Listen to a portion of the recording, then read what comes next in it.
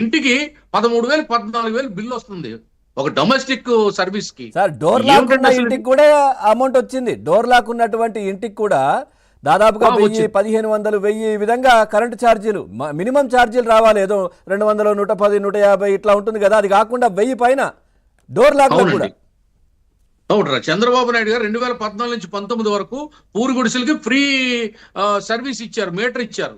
అది కూడా ఎత్తేసి 2,800 రూపాయలు కట్టించుకుని మీటర్లు ఇచ్చారు పూరి గుడిసెలు కంటే తాటేగిళ్ళకి.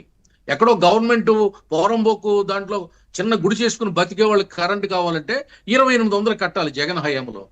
ఇంత దోపిడీ చేసి అది సరిపోక మళ్ళీ అదానితో కుమ్మక్కయ్యి అర్ధరాత్రి 1 గంటకి ఒప్పందం చేసుకుని దేశంలో ఏ రాష్ట్రంలో లేని రేటుకి, అధిక రేటుకి ఒప్పందం చేసుకుని ప్రజలెత్తిన 72,000 కోట్లు రుద్దాడంటే ఈ లంచగొండి అవతారాన్ని ఇంకా వీధుల్లో ఇప్పుడు తిరగనివ్వకూడదు సార్, మాట్లాడనివ్వకూడదు సార్. అతను ప్రెస్ మీట్ పెట్టే అధికారం లేదు సార్. ప్రభుత్వం గురించి మాట్లాడే హక్కు అతనికి లేదు సార్.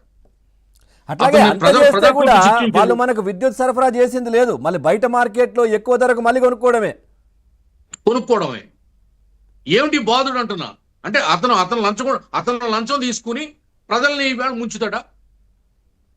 ప్రజలకు ఊపిరి సెలపకుండా చేస్తాడా? ప్రజలు ఎత్తిన భారం మోపుతాడా? ప్రజలు ఆలోచిస్తున్నారు. ప్రజలు ఆలోచించడం కదా, ఆగ్రహం వ్యక్తం చేస్తున్నారు. అసలు ఇటువంటి వ్యక్తిని రాష్ట్రంలో ఉంచకూడదు. ఈ సెంచల్ కూడా జైలు, తీహార్ జైలు కాదు, డైరెక్ట్ అమెరికా జైల్లో పెట్టాలి అతన్ని, యుఎస్ జైల్లో పెట్టాలి. ఈ దేశం మీద అసలు ఈ రాష్ట్రానికి కానీ దేశానికి కానీ అసలు అతను రాకూడదు.